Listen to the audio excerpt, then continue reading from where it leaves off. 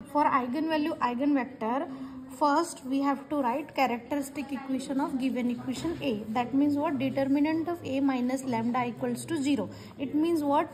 We have to subtract lambda with diagonal elements only. Diagonal elements मतलब ये वाली elements के साथ में subtraction करना है, ओके लैम्डा का.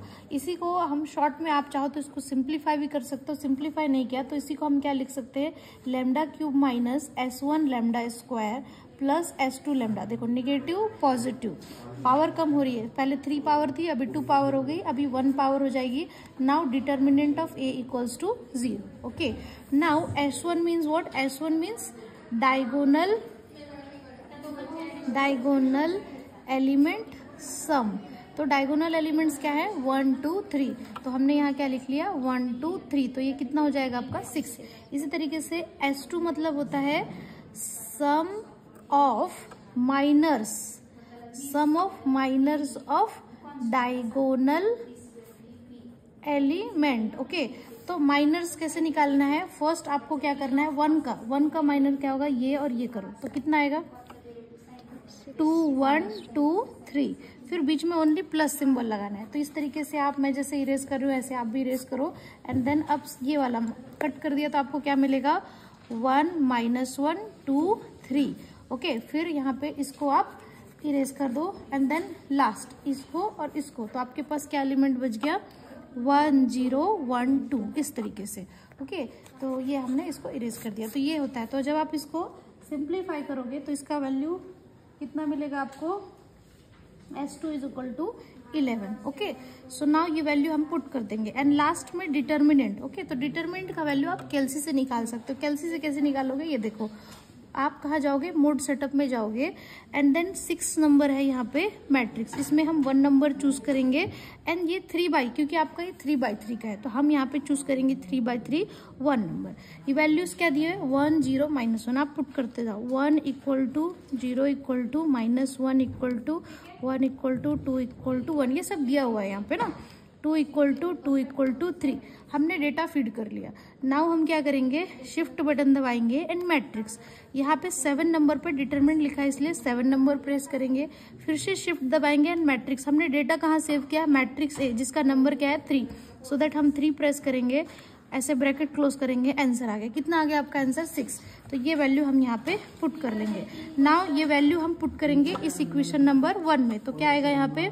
Lambda cube minus 6 lambda square plus 11 lambda minus 6 equal to 0. अब इसके बाद भी आपको सॉल्व करने की जरूरत नहीं है. अब इसके बाद हम क्या करेंगे? फिर से कैलसी उठाएंगे, मोड सेटअप में जाएंगे.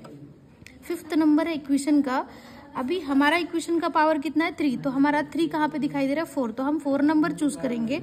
इसका मल्टीप्लायर कुछ नहीं इसलिए 1 -6 11 -6. तो ये हो जाएगा 1 equal to -6 equals to 11 equals to -6. देखो वैल्यू क्या है यहाँ पे? x1 मतलब ये क्या आ गया? 1. फिर आप इक्वल टू प्रेस करो. x2 कितना आ गया? 3. फिर से क्या आ गया? 1 3 2. तो यहाँ पे हमारी वैल्यू कितनी आ गई? 1 3 2. तो इसका नेम आता है x1 x2 x3. अगर मान लो सपोज दैट सिर्फ अगर उसमें x1 आया मान लो 1 और x2 का वैल्यू आ गया 2, उसके बाद वो स्टॉप हो गया और कोई वैल्यू नहीं रिवील करा है तो दैट मीन्स उसकी वैल्यू कितनी है? 1 2 2. वो जो 2 2 है वो रिपीटेड है. Okay so now this one. So यहाँ पे ये जो 1 3 2 आई है इसी को हम क्या बोलते हैं? आइगन वैल्यूज बोला जाता है. ओके नाउ अब हम आइगन वेक्टर निकालेंगे. तो हम इसमें मान लेंगे let lambda 1 is equal to 1 and corresponding eigen vector suppose that x1 is equal to, मैंने क्या मान लिया? x1 y1 and z1. Suppose that मैंने ये मान लिया. ओके तो नाउ हम क्या करेंगे? ये जो हमने लैम्डा 1 1 माना है इसको हम यहाँ पे डायगोनल एलिमेंट्स के साथ में सबट्रैक्ट करेंगे. तो आपको क्या मिलेगा? 1 -1 0 -1 1 2 -1 1 2 2 3 -1. यहाँ पे हम क्या लिखेंगे? x1 y1 z1. Right hand side में 0 0 0. तो ये कितना आ जाएगा? 0 0 -1 1 1 1 2 2 2. ये हो जाएगा x1 y1 z1 0 0 0. तो आप ये फर्स्ट वाली लाइन से ये सारी वैल्यूज का इसके साथ मल्टीप्लीकेशन करोगे तो आपको क्या मिलेगा? 0 x1 plus 0y1 minus z1 is equal to 0। इसी तरीके से ये वाली और ये लाइन दोनों कैसी है, सेम है, तो सेम है तो हम इन दोनों में से कोई एक लेते हैं, क्योंकि अगर आप 2 को भी कैंसिल करोगे तो वो 1 1 1 हो जाएगा। तो हमको क्या मिलेगा, x1 plus y1 plus z1। तो आपको दो अलग अलग इक्वेशन मिल गई। तो अब हम क्या यूज करेंगे, क्रैमर रूल का यूज करेंगे। तो क्रैमर रूल से क्या मिलेगा, x1 बाई, अब इसको हाइड करो आप, तो क्या बचेगा आपके यहाँ पे 0 1 माइनस 1 1। इसी तरीके से यहाँ पे आएगा माइनस y। तो अब y वाली लाइन को कट कर दो, है ना, ये तो क्या मिलेगा आपको 0 1 माइनस 1 1। इसी तरीके से z1, इसको आप इरेज करो, तो आपका यहाँ पे ये वाला क्या बचेगा 0 0 1 1 इक्वल्स टू t, माना कि t। Okay, so x1 divided by, पहले इस डायरेक्शन में मल्टीप्लाई करते हैं, तो ये क्या हो जाएगा 0 प्लस 1, इधर के डायरेक्शन में वो पॉजिटिव हो जाएगा, ऑलरेडी नेगेटिव इसलिए वो पॉजिटिव। y1 इस डायरेक्शन में किया तो 0 और ये प्लस 1 हो जाएगा, एंड z1 इस तरफ में भी, दोनों साइड में वो क्या हो जाएगा 0। So that x1 is equal to कितना आ जाएगा t, क्योंकि 1 आएगा।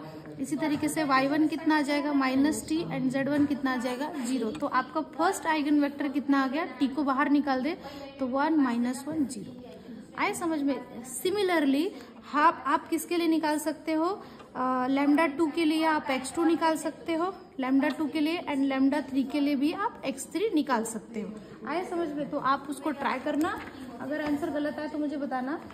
सो लैम्डा 2 के लिए आपको कितना मिल जाएगा आंसर, -2 1 2, एंड इसके लिए आपको x3 का वैल्यू कितना मिल जाएगा 1 -1 -2। ओके, तो इसी में आपको एग्जाम में भी पॉसिबल